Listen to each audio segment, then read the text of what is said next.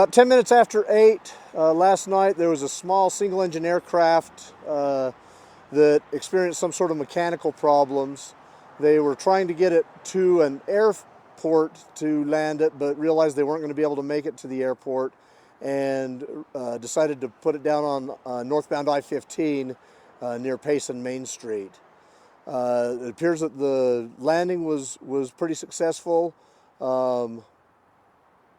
Traffic was live at the time at full freeway speed at 75 mile an hour speed zone, and several cars were able to slow down or stop in response to having the aircraft on the ground in front of them.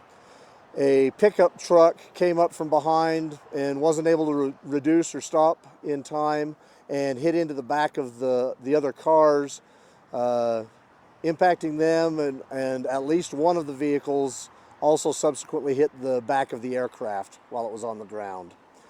The 2 occupants of the aircraft were not injured. There were several people in the 5 vehicles that were involved. 4 of them went to the hospital with anywhere from minor to critical injuries. The word that we've received today is that the critical patients are improving and are being listed as stable. You know, we're thankful for that the injuries weren't more severe. Were there already troopers in the area at all right when the plane landed? No, there were not.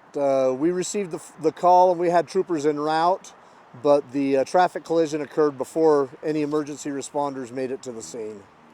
So can you tell me a little bit about when you arrived on scene there? What were you witnessing and what were you seeing? I mean, I guess pretty unusual sight to see a plane on the freeway. Right, yeah, very unusual to have an airplane on the freeway, not unheard of, but certainly not something that we see every day.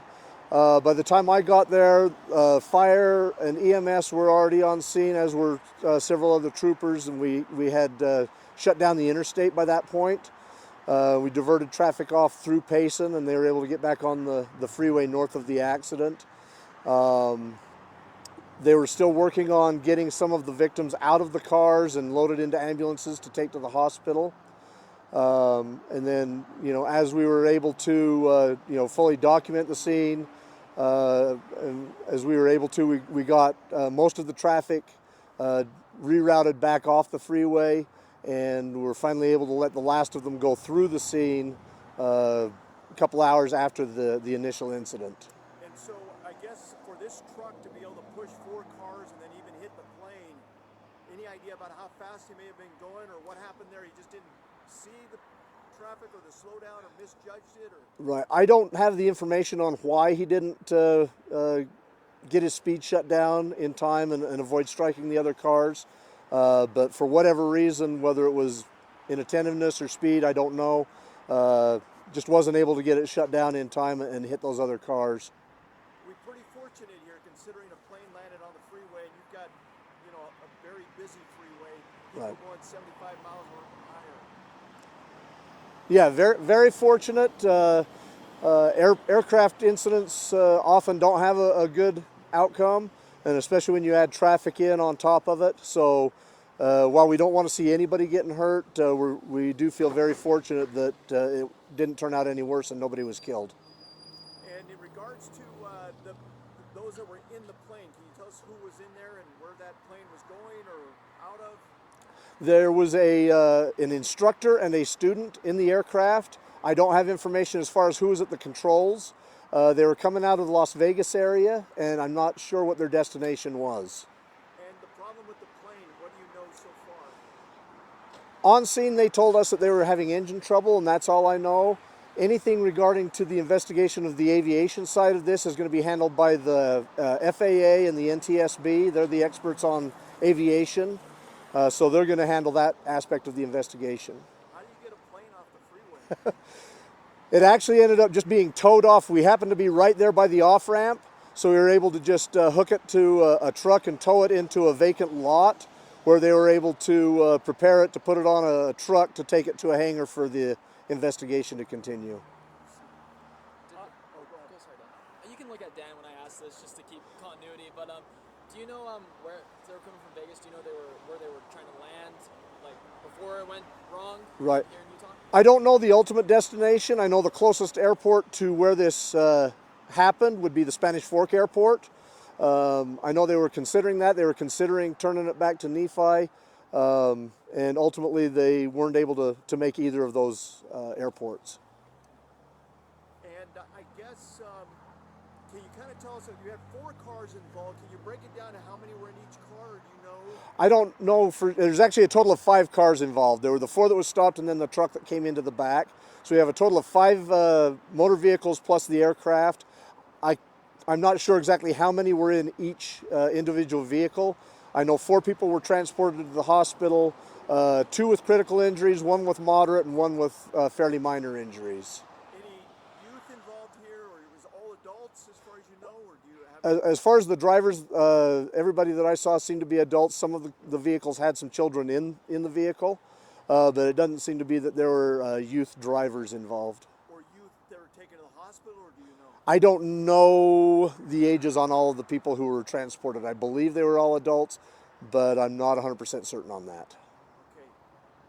I guess the plane's at fault, obviously, for landing on the freeway, but who will be cited here? Do you have any idea what happens in a situation like this? So as far as any sanctions on the aircraft, we would not take any, because that's the purview of the FAA and the NTSB. So any sanctions on the aircraft would come through them. As far as any traffic violations, the troopers are still investigating, still talking with witnesses. I'm sure they'll be in contact with the prosecuting attorney's office to determine what, if any, charges would be filed against any of the drivers involved. The driver of the pickup that smashed into him, any idea of any, I guess, drinking or driving or anything like that, or, Right. or any ailments there? Yeah, as far as I'm aware, we're not aware of any signs of impairment or distraction at this time. Again, that investigation is continuing, but I don't have anything to point towards that at this point. How would you sum this up? It's obviously a very rare occurrence to get an aircraft on the roadway.